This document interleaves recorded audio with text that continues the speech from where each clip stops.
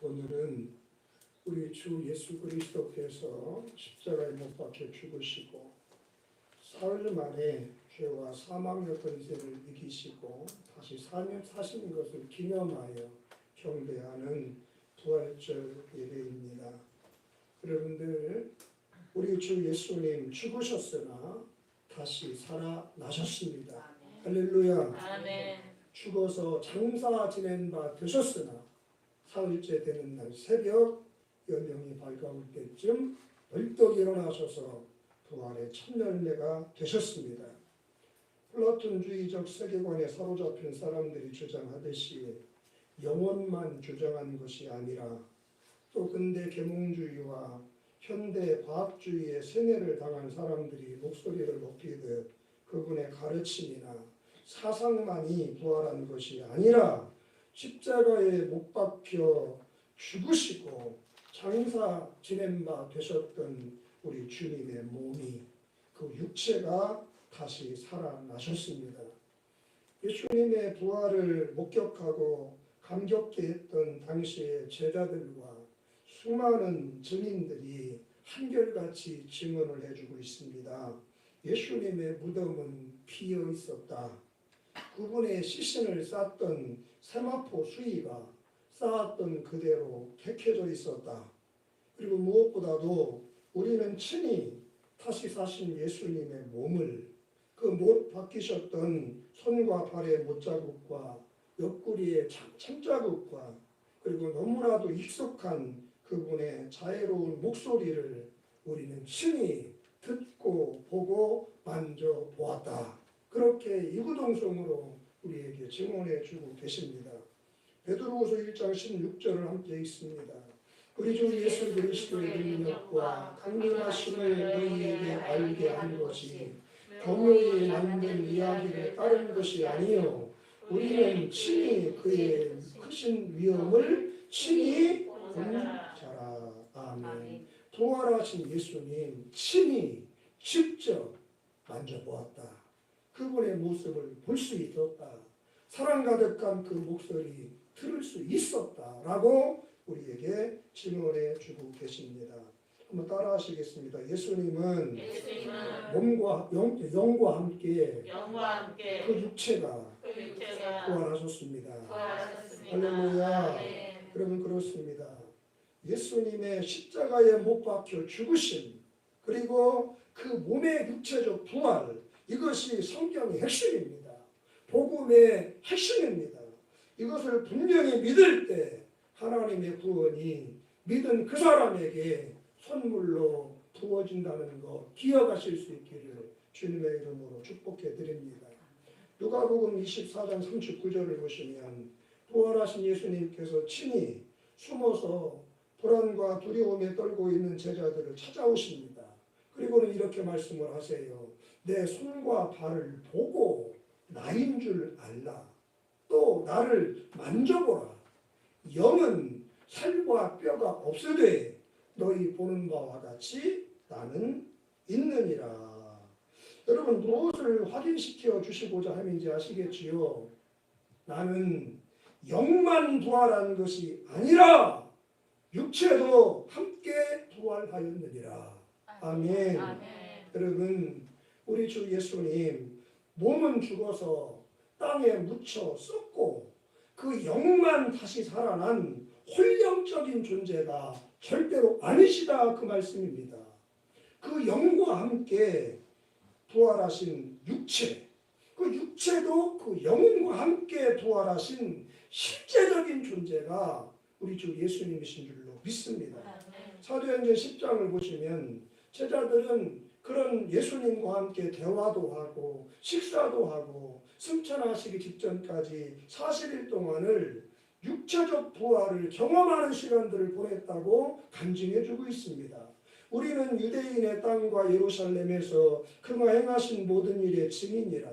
그들이 나무에 달아 죽였으나 하나님이 사흘 만에 다시 살리사 나타내시되 모든 백성에게 하신 것이 아니요 오직 미리 택하신 증인 곧 죽은 자 가운데서 부활하신 후 그를 모시고 음식을 먹은 우리에게 하신 것이라. 조상 제사 때 진수성찬을 차려놓고 절을 하고 제사를 드리지만 끝나고 나면 음식이 줄어듭니까? 물 한 방울 사라지지 않고 그대로 있고 산 사람만 먹어요. 혼연적인 존재는 음식을 먹을 수 없어요. 근데 제자들이 증언해 줍니다. 우리는 부활하신 예수님과 함께 동고동락하는 시간을 40일을 보냈다. 그 기간 동안 그분을 만져도 보았고 그분의 목소리, 그분의 얼굴, 심지어 그분이 구워주신 떡도 먹고 고기도 먹고 생선도 먹고 함께 식사도 나누었다. 무슨 말입니까? 우리 예수님 영혼만, 정신만, 그 가르침, 그 사상만 살아난 것이 아니라 십자가에 못 박히셨던, 채찍질 당하셨고 뺨을 맞으셨던, 벌거벗겨지고 죽으셨던, 장사 지내셨던 그 육체도, 그 바디도 함께 살아나셨음을 제자들이, 목격한 제자들이 우리에게 생생하게 들려주고 계신 것입니다. 여러분, 예수님은 영도 부활하셨고 육체도 부활하신 거예요. 굳게 믿으시고 그 믿음으로 구원에 이르게 되시기를 주의 이름으로 축복합니다. 자, 그렇다고 한다면 예수 그리스도의 육체적 부활, 그것이 왜 그토록 중요한 것입니까? 죽었던 예수님의 몸이 다시 살아나셨다라고 하는 것의 의미는 과연 무엇이며 그 몸까지 부활했다는 이 사실이 우리에게 전해주는 가치는 과연 무엇일까? 오늘은 이 부분에 대해서 함께 말씀을 나누고자 합니다.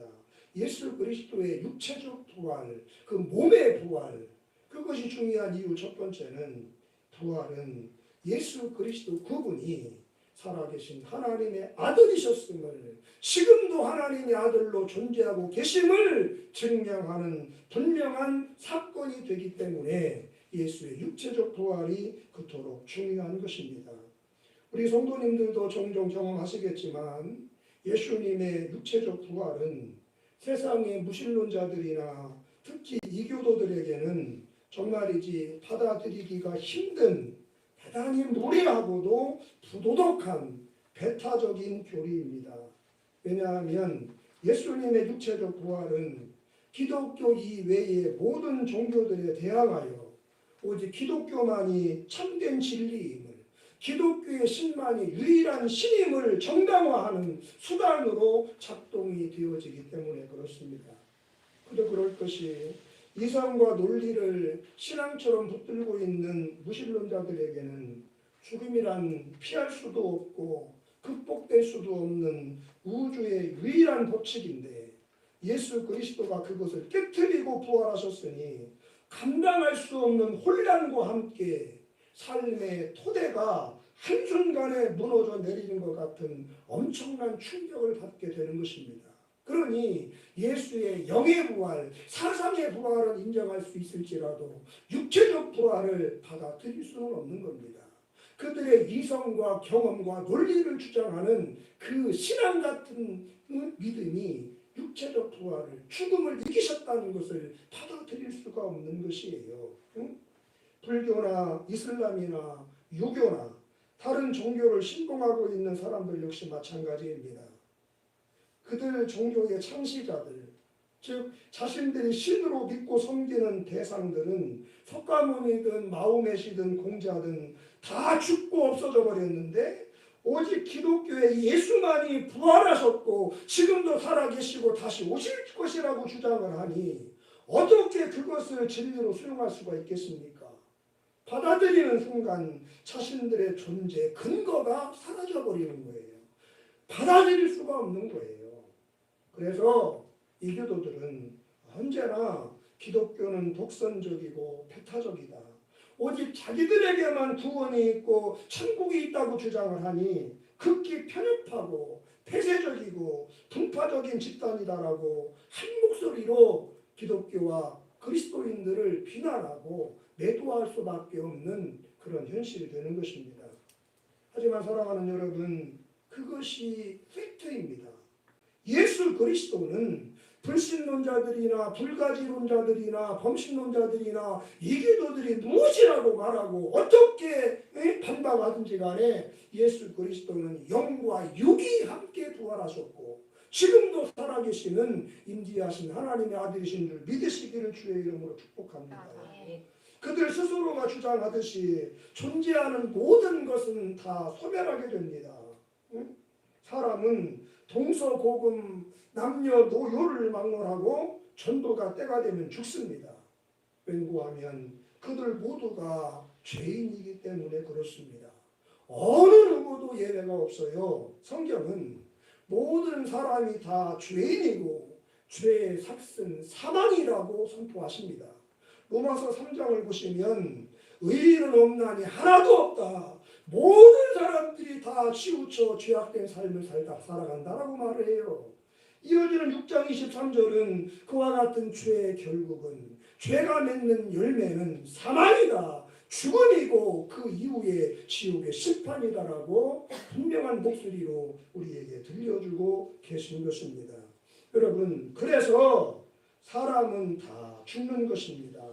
석가도 죽고 마호메도 죽고 공자도 죽고 그리고 대통령도 죽고 과학자도 죽고 의사도 죽고 또 여러분도 죽고 저도 죽습니다. 사람이기 때문이고 죄인이기 때문에 누구나 사람은 죽게 되는 것입니다. 그런데 오직 한 분 예수 그리스도는 죽은 후에 보란듯이 다시 살아나셨습니다. 그야말로 경천통지할 도무지 받아들일 수가 없는 비논리적인 사건이 인류 역사 속에 여러분 일어나고 말았던 것입니다. 어떻게 이런 일이 가능할 수 있었을까요? 그것은 바로 예수 그리스도 그분이 전능하신 하나님의 아들이셨기 때문입니다. 사람의 몸을 입고 오신 하나님이셨기 때문에 예수는 다른 사람들, 죽을 수밖에 없는 죄인들과 달리 죽었으나 다시 살아나실 수 있었고 살아나시게 된 것입니다.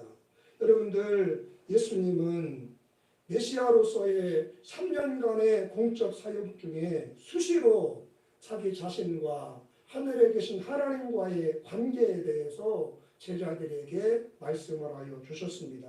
마가복음 14장을 보시면 십자가를 지시기 전 겟세마네 동산에서 기도하시는 예수님의 모습이 기록되어 있는데 예수님은 하늘에 계신 여호와 하나님을 향하여 아빠, 아버지라고 부르며 기도를 하고 계십니다. 아빠, 아버지여, 아버지께는 모든 것이 가능하오니 이 잔을 내게서 옮기시옵소서. 그러나 나의 원대로 하옵시고 아버지의 원대로 하옵소서. 예수님은 하나님을 아버지, my dad, my father, 내 아버지라고 말씀을 하고 계신 거예요. 예수님만 하나님을 그렇게 아버지라고 부르는 것이 아닙니다. 누가복음 3장을 보시면 요단강에서 세례자 요한에게 세례를 받으실 때 하늘이 열리며 비둘기 형상의 성령이 내리시며 하늘에서부터 목소리가 들려요. 너는 내 사랑하는 아들이다. You're my lovely son. 너는 내가 사랑하는 아들이야. 내가 너를 기뻐하노라. 세례 받으실 때 하늘에 계신 하나님께서 예수님을 향하여 You are my son. 내가 사랑하는 내 아들이야. 너는 나의 기쁨이야. 이렇게 하나님이 말씀하고 계신 거예요. 무슨 말씀인가요? 하나님은 예수님의 아버지시고 예수님은 하나님의 아들이셨다. 할렐루야. 아버지셨기 때문에 사랑하는 그 아들이 악한 자들의 흉기에 십자가에 못 박혀 죽으시는 것을 그냥 두고 보실 수가 없으셔서 다시 살려내신 것입니다. 요한복음 10장 29절 같이 읽어요. 그들의 주신 내 아버지는 만물보다 크시네 아무도 아버지의 손에서 빼앗을 수 없느니라. 나와 아버지는 하나님이다. 예수님이 하나님이세요. 사람을 몸을 입고 아들로 오셨지만 그분은 본질상 성자 하나님 믿으시기를 축복해 드립니다. 오늘 본문이 말씀하는 것도 바로 그것입니다. 예수 그리스도 그분은 살아계신 하나님의 아들이었고 지금도 그러하다는 것입니다.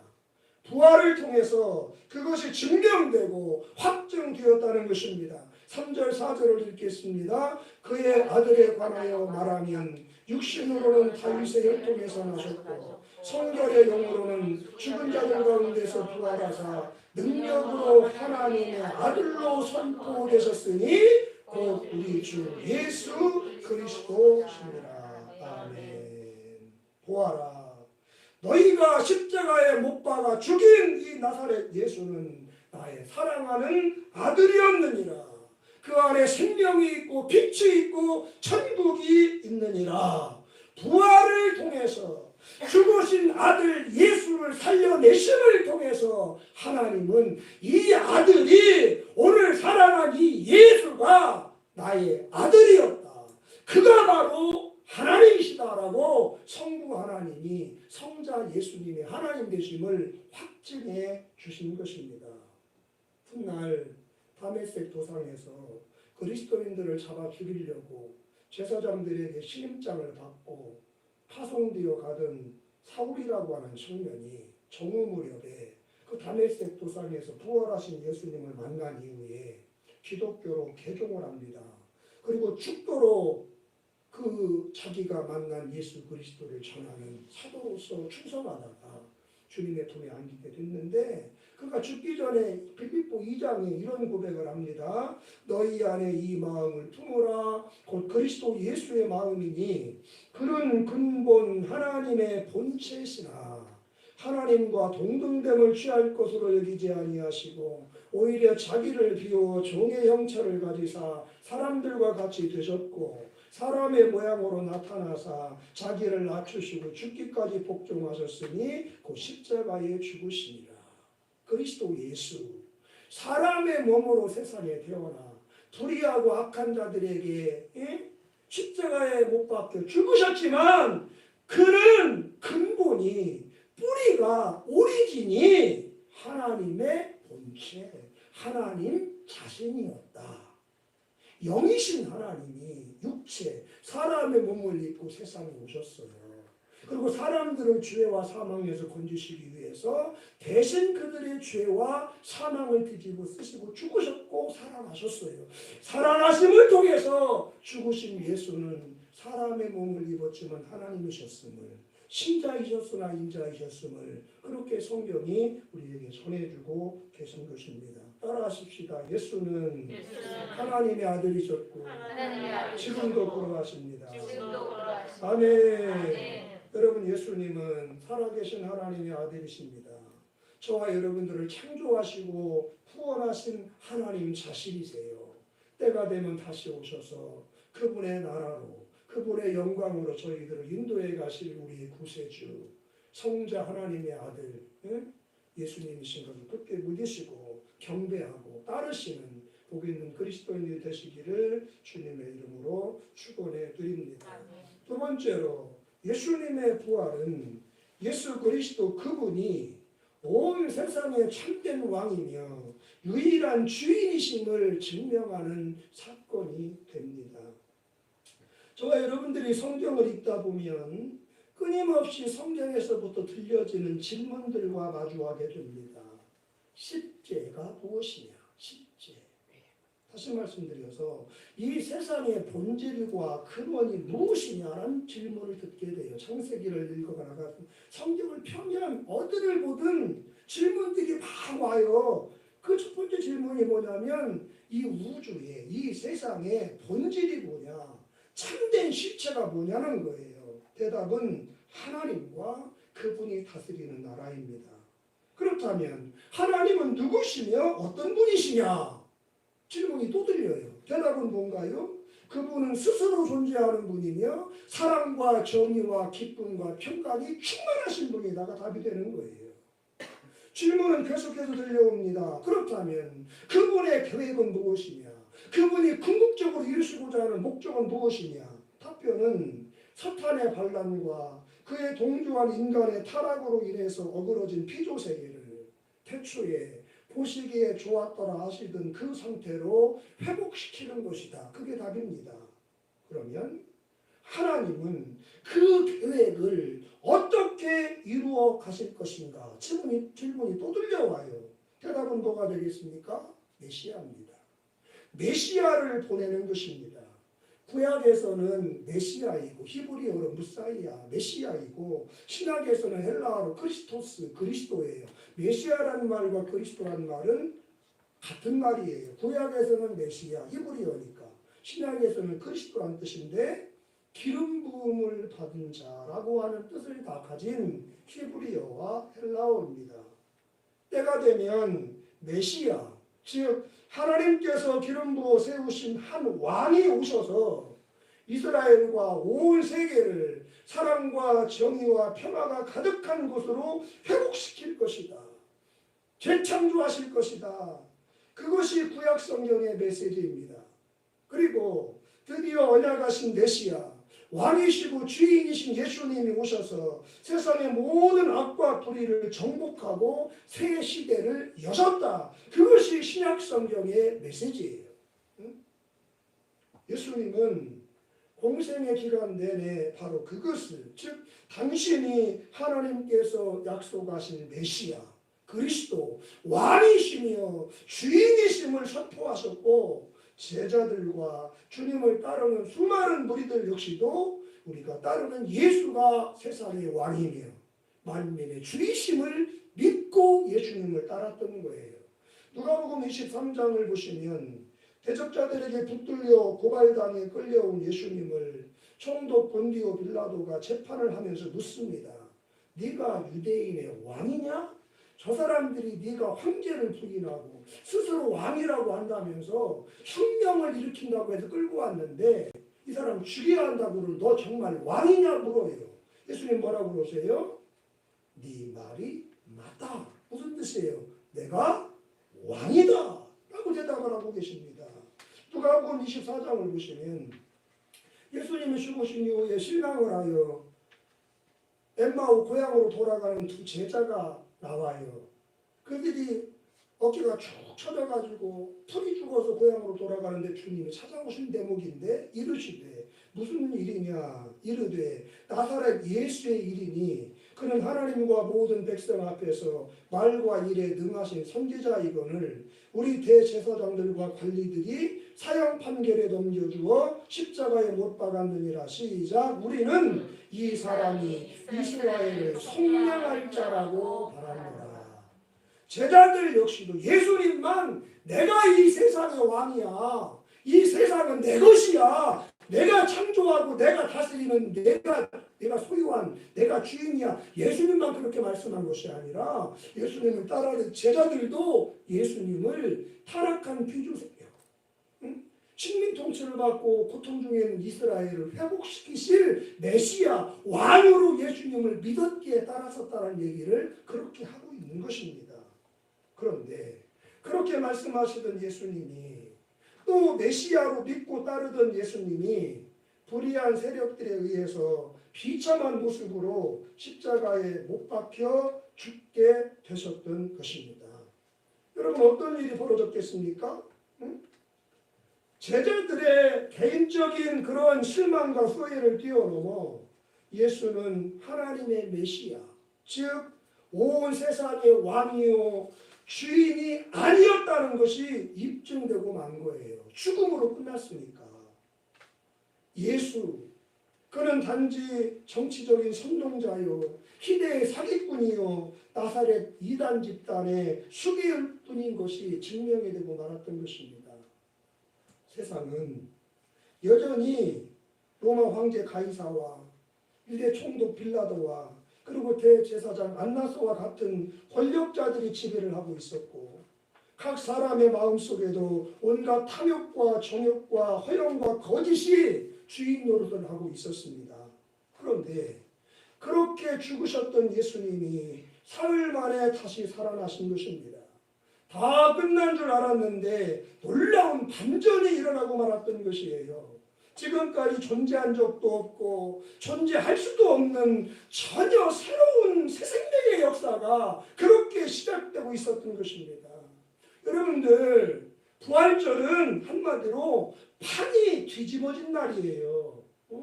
하나님의 메시아이신 예수님을 누명을 씌워 십자가에 못 박아 죽여놓고는 당당하게 이제 우리가 승리했다. 세상은 여전히 우리가 다스리고 우리의 것이다라고 생각했던 악하고 불의한 사람들이 한순간에 패배자가 되었고, 반대로 자신들의 모든 것을 걸고 예수님을 따르다가 그 스승이 비참하게 죽는 것을 바라보며 모든 게 끝났구나. 우리 예수님 왕이 아니셨어. 이 세상의 참된 주인이 아니어서라고 인생의 쓰디쓴 좌절감과 패배를 맛보았던 사람들이 예수님의 부활과 함께 진정한 승리자로 우뚝 서게 된 역사적인 날이 바로 부활절 날인 것을 기억하실 수 있게 되시기를 축복해 드립니다. 할렐루야. 여러분, 만일 예수님의 부활이 없었다면, 예수님의 십자가와 무덤으로 끝나고 말았다면 이 세상은요, 과거에도 현재도 그리고 미래에도 변함없이 불의한 권력자들과 부패한 인간들의 욕망과 그리고 그 배후에서 역사하는 악한 원수 마귀가 지배하는 암울한 시대, 고통의 세상으로 존재할 수밖에 없는 것입니다. 그런데 예수 그리스도 하나님의 아들이신 우리 주님이 다시 살아나심으로써 세상은 그들이 다스리는 곳이 아니라 하나님이 다스리시는 왕국이며, 그 안에 존재하는 인간들 역시도, 저와 여러분들 역시도 하나님의 통치 아래 놓여 있는 마침내 자유와 평화와 행복을 꿈꾸고 노래할 수 있는 사랑받는 피조물들임이 증명이 될 수 있었던 것입니다. 물론 세상은 아직도 온갖 불의와 부정과 악이 판을 치고 있습니다. 예수님이 이 세상의 왕이심을 믿기에는 여전히 의심스러운 현상들이 우리 주변에 도처히 도사리고 있습니다. 하나님이 왕이 아닌 것 같아요. 하나님이 세상을 다스리시는 주인이 아닌 것 같은 모습들 얼마든지 주변에 있습니다. 그러나 그 모든 악과 고통의 근원이 되는 죄와 사탄의 권세를 예수 그리스도께서 첫 번째 부활절 새벽에 우리 대신 죽으시고 부활하심으로 일거에 깨뜨리시고 정복하시고 승리를 쟁취하셨다고 하는 사실입니다. 더 이상 그럼으로써 그것들은 이 세상과 인생들을 향하여 자신들이 주인이라고, 내가 왕이라고 권리를 주장할 수 없게 되었던 거예요. 그 힘과 권세가 현저하게 꺾이고 무력화되었기 때문입니다. 무엇을 통해서? 예수 그리스도의 부활을 통해서 믿으시기를 축복합니다. 여러분, 이것은 마치 소년 다윗이 적장 골리앗과 맞짱을 뜨잖아요. 그리고 승리를 거뒀는데, 그때 다윗이 이긴 것은 블레셋 장수 골리앗 한 명이었지만 그 순간 적군인 블레셋 전체가 심각하게 데미지를 입어서 결국을 패배를 당하고 마는 그런 결과와 똑같은 것입니다. 요한복음 19장 19절을 보시면 총독 본디오 빌라도는 예수님께 십자가 처형을 판결하고 나서 그 못 박히신 십자가 위에 나사렛 예수, 유대인의 왕이라고 하는 죄패를 써서 붙이게 했습니다. 예수는 유대인의 왕으로서 자기 자신을 하나님의 메시아, 즉 온 세상의 참된 왕이며 유일한 주인이라고 선언한 것 때문에 죽으셨다는 것을 총독 본디오 빌라도가 그렇게 증언해주고 있는 거예요. 오늘 십자가에 못 박아 죽은 예수는 자기가 이 세상의 왕이라고 해서 죽었다, 모든 인생들의 주인이라고 말했기 때문에 죽었다라고 재판관인 총독이 그렇게 써 붙였던 거예요. 그랬는데 그런 예수님을 하나님께서 다시 살리신 것입니다. 그럼으로써 예수님의 선포가 거짓이 아니었음을, 예수님은 진정으로 온 세상의 참된 왕이며 모든 인생들의 유일한 주되심을 입증해 주셨던 것입니다. 그게 부활의 의미입니다.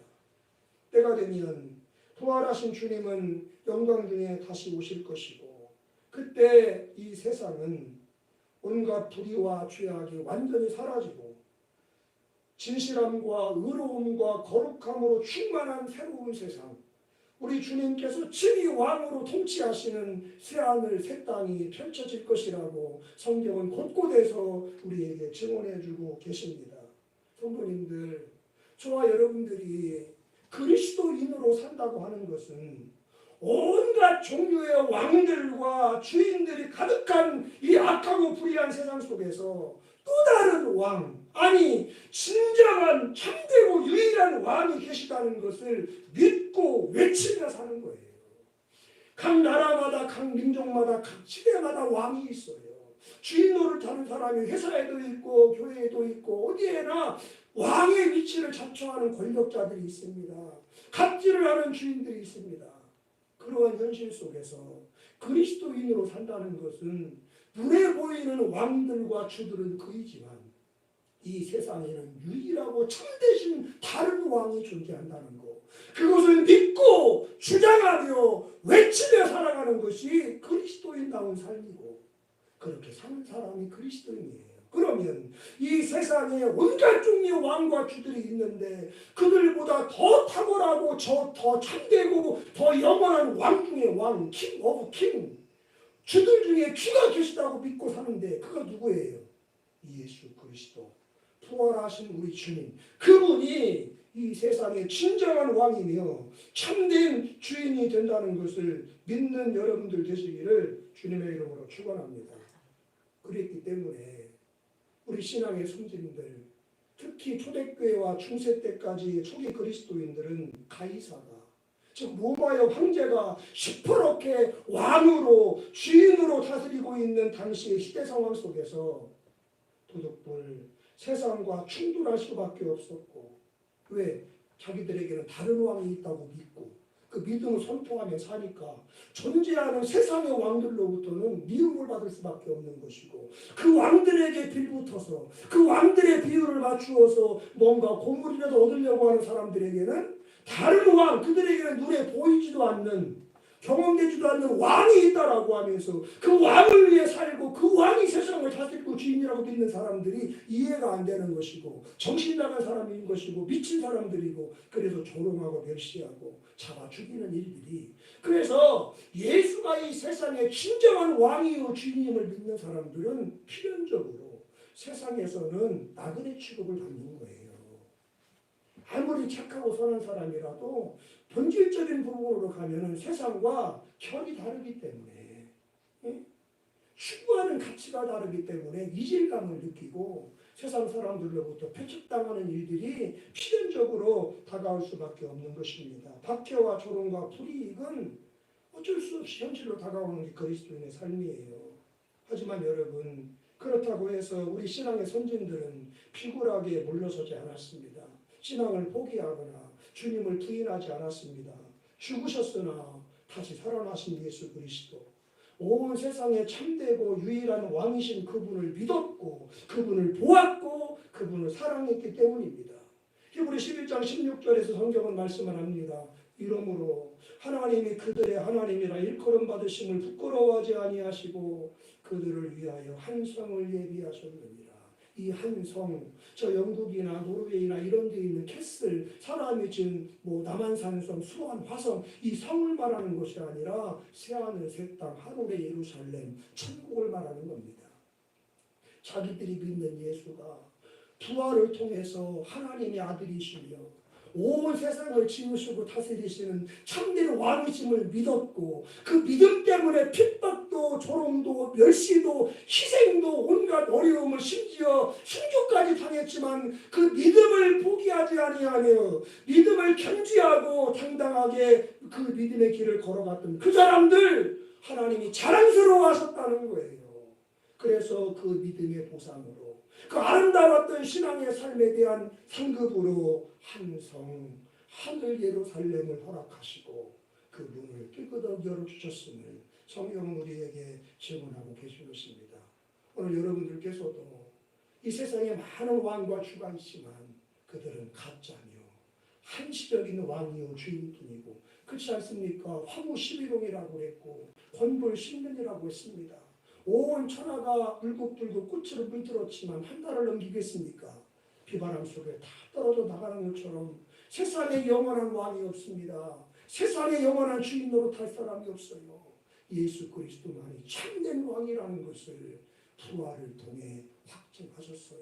죽기 전에 내가 왕이다, 내가 세상의 주인이다 하셨던 주님 죽어서 끝났다면 예수는 가짜야, 왕 아니야, 사기꾼이야. 그런데 살아나심으로써 그분이 왕이심이 증명이 된 거예요. 예수는 저의 왕, 여러분의 왕. 예수는 우리의 주, 세상의 왕, 세상의 주. 믿으시기를, 왕이시기 때문에 지금도 하나님은 이 세상을 다스리고 계세요. 심지어 믿지 않는 통치자들을 통해서도 하나님의 목적을 이루어가고 계신 거예요. 이 믿음으로 인생을 살아내는 사람이 그리스도인이에요. 세 번째, 예수의 부활은 예수님을 믿고 따르는 사람들도 부활하게 될 것이라고 하는 하나님의 약속이며 보증이 되는 사건입니다. 로마서 4장 25절을 보십니다. 예수는 우리 범죄한 것 때문에 내줌이 되고 또한 우리를 의롭다 하시기 위하여, 이때는 여러분 읽어주는 게 센스야. 살아나셨느니라. 다 함께 읽어요. 예수는 우리가 범죄한 것 때문에 내줌이 되고 또한 우리를 의롭다 하시기 위하여 살아나셨느니라. 아멘. 성도님들, 예수님이 십자가에 못 박히신 것 그리고 죽으신 것은 단순히 예수님 한 분만 죽은 것이 아닙니다. 그분과 함께 그분이 대신하고 계신 모든 죄인들, 여기에 있는 저와 여러분들도 함께 거기에 못 박혀 죽은 것입니다. 부활 역시 마찬가지입니다. 예수님 한 분만 부활하신 것이 아니고요. 그분이 부활하실 때 그분과 함께 그분하여 대신 죽으신 저와 여러분들, 그분을 믿고 있는 우리도 함께 부활하게 된 사건이 부활절인 것을 깨닫게 되시기를 주의 이름으로 축복합니다. 골로새서 2장 12절을 큰 소리로 읽습니다.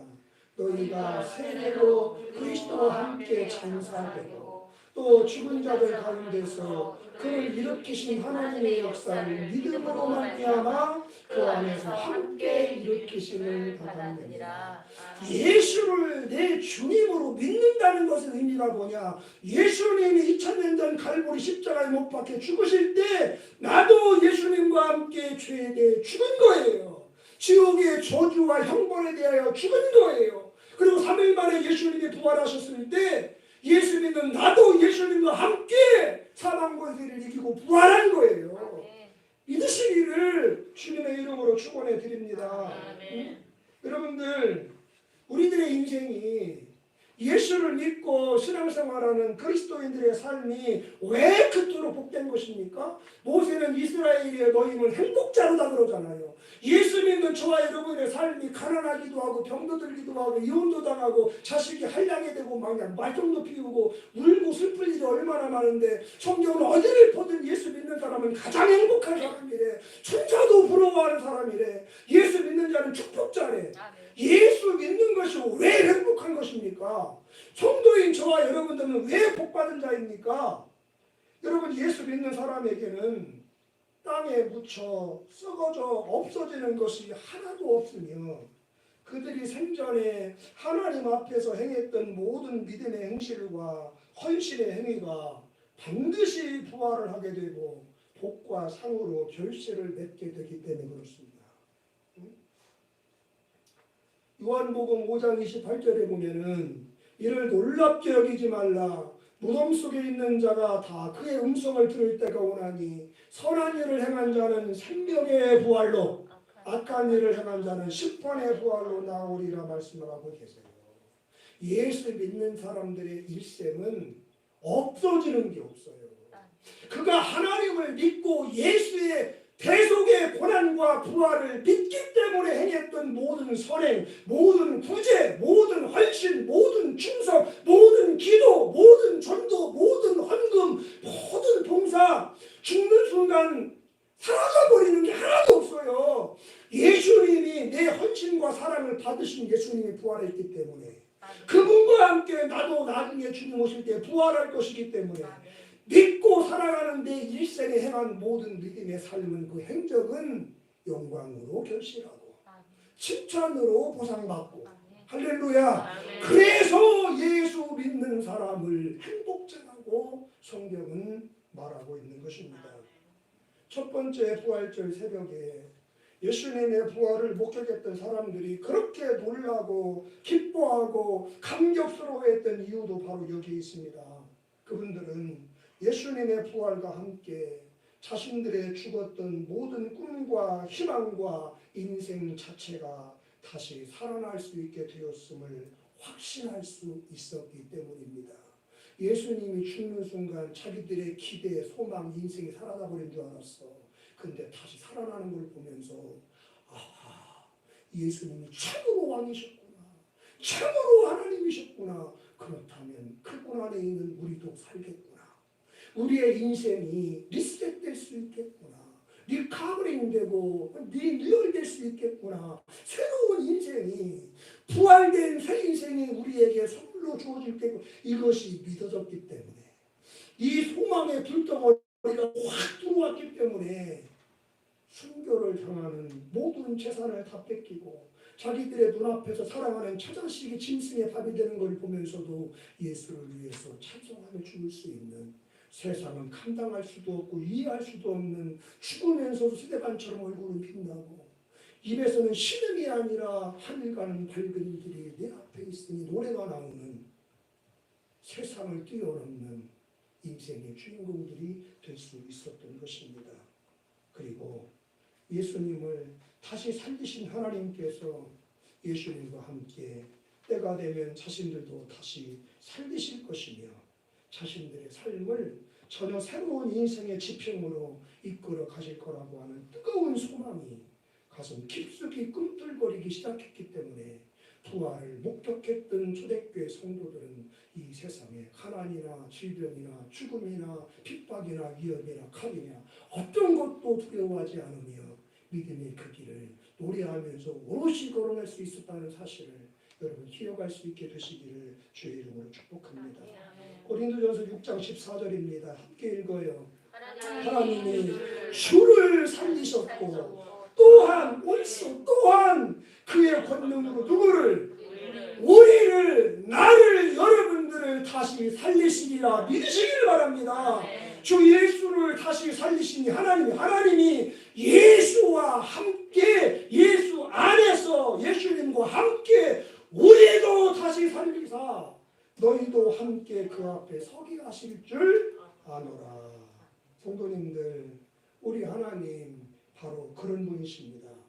불가능한 일을 가능하게 하심으로 자기 백성들을 깜짝깜짝 놀라게 하시는 하나님, 새롭고 영광스러운 소망을 주셔서 가슴이 팔딱팔딱 뛰게 하시는 소망의 하나님, 그래서 기쁨과 감격으로 기꺼이 그 주님을 위하여 순교도 마다하지 않는 내 인생의 소중한 것을 아낌없이 드릴 수 있는 헌신의 길을 노래 부르며 걷게 하시는 하나님, 그분이 바로 저의 하나님이시고 여러분들이 하나님이신 줄로 믿습니다.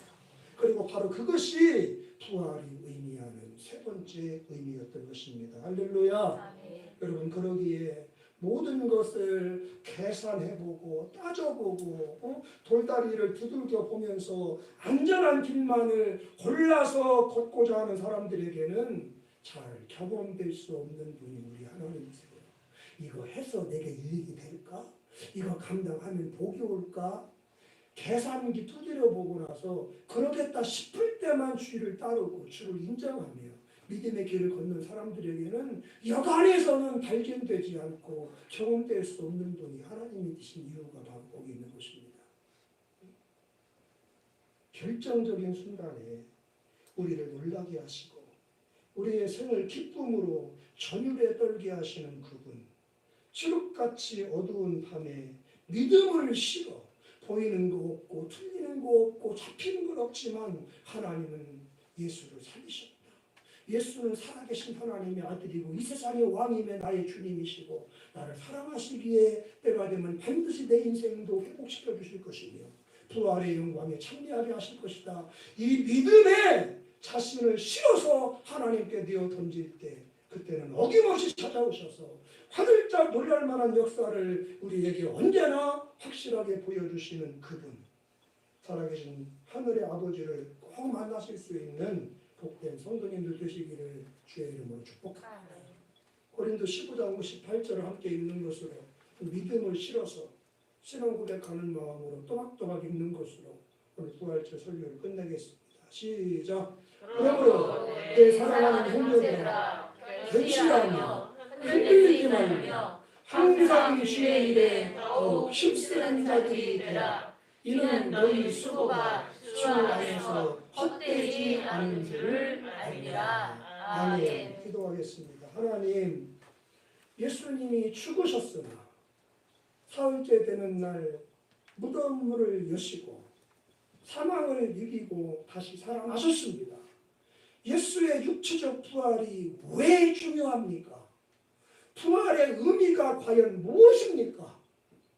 예수가 다시 살아남으로 인하여 그는 하나님이 보내신 메시아, 온 세상의 왕이요 주이시며 그분 자신이 죽이기도 하고 살리기도 하시는 하나님이신 것이 증명이 되는 것이며 그 예수를 믿고 따르며 주님을 위하여 믿음으로 헌신하는 데의 삶 역시 헛되지 않고 주의 날에 부활할 거라고 하는 소망의 보증이 되기 때문에 예수의 부활은 의미가 있는 것이고 가치가 있는 것이고 붙들 만한 진리가 되는 줄로 믿습니다. 주님, 우리를 그 진리의 길에 발을 들여놓을 수 있도록 인도하시고 감사하고 여러 가지로 힘들고 암울한 현실 속에서도 그 믿음으로 여기까지 살아오게 하심을 감사합니다. 앞으로도 세상의 별일들이 다 터지겠지만 예수는 하나님의 아들, 아니 하나님이시고 예수는 이 세상과 나의 참된 왕이며 주인이시며 예수님처럼 나도 부활하며 내 인생의 영광스러운 그날이 오게 될 것을 확신하는 믿음의 걸음을 최대로 걸어내서 최후의 승리자로 주님 앞에 우뚝 서는 우리 모든 성도님들 되게 하여 주시고 이 부활이 내게 소망이든 세상의 사망에 휩싸여 실망하는 영혼들에게도 참 소망이 되도록 증거하며 전파하는 일에 쓰임받게 하시옵소서. 예수님의 이름으로 기도합니다. 아멘. 찬송 드리겠습니다.